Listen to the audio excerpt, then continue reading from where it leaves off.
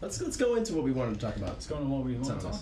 So, okay, this past summer, I've been reading a lot. I've been reading a lot of Pitchfork. Well, Reddit.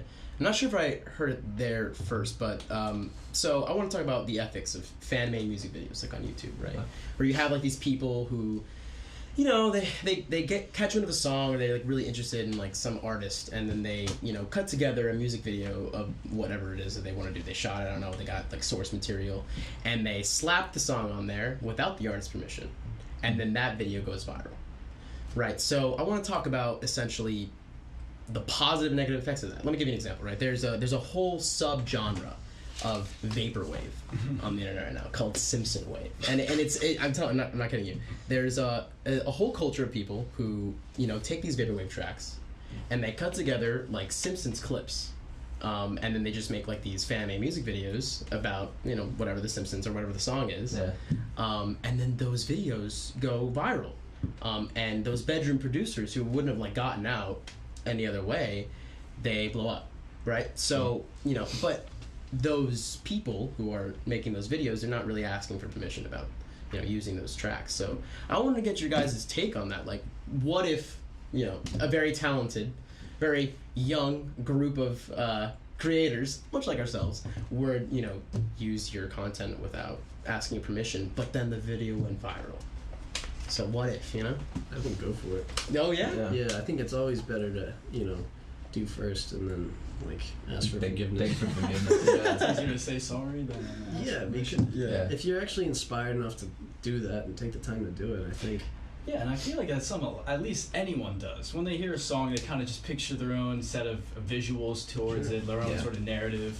Like, I know a famous example is with MGMT's Kids music video, is that they actually had a fan-made video out that most people probably think is the official, and it's with the two people in the black and white face makeup, and they're dancing around just sort of like this, you know, single shot of their in front of the camera. Dude, I didn't know that was the fake one. Yeah, and so that video went viral in like 2007 on YouTube, and the band actually invited them on into a real music video set because that video got so big. You know, that's great. Yeah, I'm totally for it. I think where it starts getting a little funny is when people start uploading like just the same song.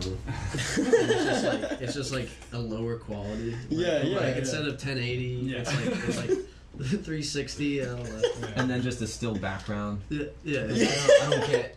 Like we already have, like as an example, we have Dreams Via Memories up twice. We have one with like the video, and then one that's just up there from when we like put the album on digital.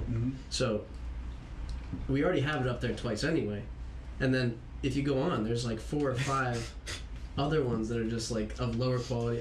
But it's interesting because I guess some of them are curators, but I don't know. I don't get it. But even if it is curators, like I guess it comes down to the intent behind it, right? 100%. If they're in support of the music and they like the sound and it's truly out of appreciation, then I think go for it. And if the band has a problem with it, they can get in touch with you, and you know you can figure something out.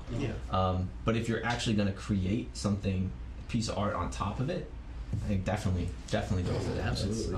Like we've gotten some like fan art before with posters and whatnot, and like it's really cool to see like different people's like interpretation of what we look like or what they think of us or kind of that kind of thing. It's interesting. So encouraged. Okay. And normally it really is out of appreciation, right? Like you don't usually have someone who's making any kind of content over content that they don't appreciate or aren't fans of. You know what I mean? I mean, you might have channels that are kind of set up to steal views, right? And kind of revenue from that, right? And that's clearly not what we're talking about here because that is kind of culpable and they're not desirable. But what we're talking about, I think, is totally cool. Yeah, 100%. And you know, there's also something to be said about people who are making content for the sake of sharing the music as well, right? Even if it's just like so going back to the still, right? If it was a little more than that, you know, if it was something along the lines of maybe moving images or something that was more interesting than something a bit more crafted. Yeah, I think then it maybe would be permissible, right? Like, I mean, I don't know. Like, I feel like when you're trying to share it, I think that's the good intention. I mean, am I right or wrong? Yeah, like I mean, if you're a curator and you need to upload it because you have a lot of subscribers or whatever on YouTube, and doing a playlist like won't cut it. Yeah, I mean it is what it is. But